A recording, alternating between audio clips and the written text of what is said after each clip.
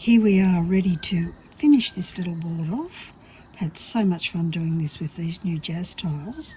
We've had a look at how to lay tiles in rows and columns using rectangles and making sure that they were more of a offset all the way through. Great background. We looked at how to do a little bit of a circle by cutting our tiles on an angle.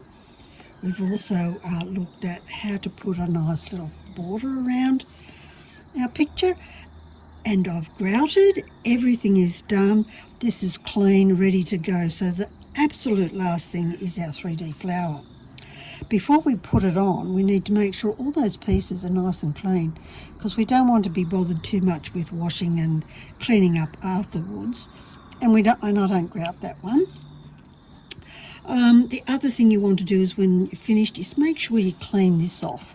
You'll see I've got rid of all the marker marks. They're gone and all very nice and clean.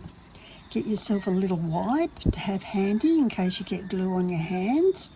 And this is the easiest bit. People go, oh, 3D flowers. This is so easy, so easy.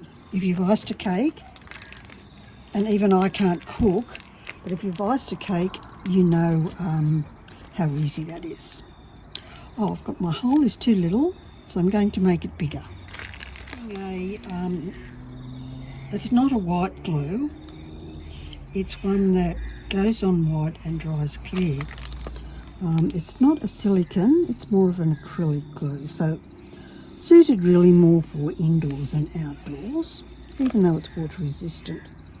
So I can, if I want to, give this a light wash when it gets dusty. So I'm making a nice big bit of icing for our little cake here.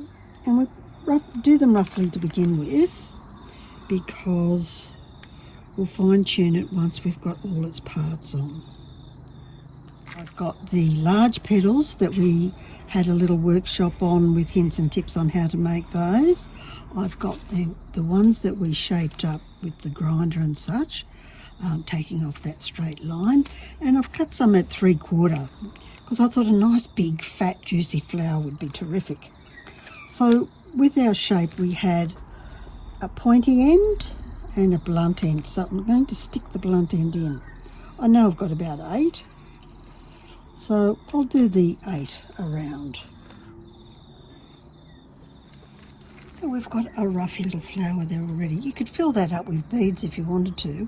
It's up to you how you make the flower, because you're the artist. There's no right or wrong. Whatever takes your fancy. So I'm going to use the 3/4 ones now to cover this gap here between the flowers to make it look a little more bulgy. So I can press those in, the spots that I want them to be. And you can see they're getting closer together. So we've got that next round on, and we can pop in the little heart-shaped ones that we had. And they'll go over those spaces between those. The next round. And of course, the smaller the circle, the narrower this needs to be. You might find that you'll want to overlay it a bit. Doesn't matter, it makes it more 3D, but you just arrange them how you want them. So they're all in. I only ended up using 1, 2, 3, 4, 5, 6. And then you can put whatever you want in the middle. I could just do something very simple. I could mess about, and I'm going to mess about. Hubby wanted a red centre, so I'm just going to put one of these 12mm dots here, right smack bang in the middle. I'll pull this out a bit, and I've got some of these little tiny red slivers that I thought I might just poke some in at each of the bends there. Remembering this white glue is going to dry clear, and with these little red ones, remember I use points at both ends So we've got plenty of room to put those in. So arrange them how you want them to be. Oops. Of course, I could put lots in if I wanted to make it really fat. So now I'm poking it down to give it some shape, and I'm going to lift these up. So I'm just going to pop a standard tile in underneath each one, just to lift it off so it looks more 3D. So it's really coming alive. And you can embellish as much as you want or as little. So you can see how just that little bit of elevation gives it almost a water lily look. Of course, if it was a water lily, that would need to be yellow. So then we leave that to dry.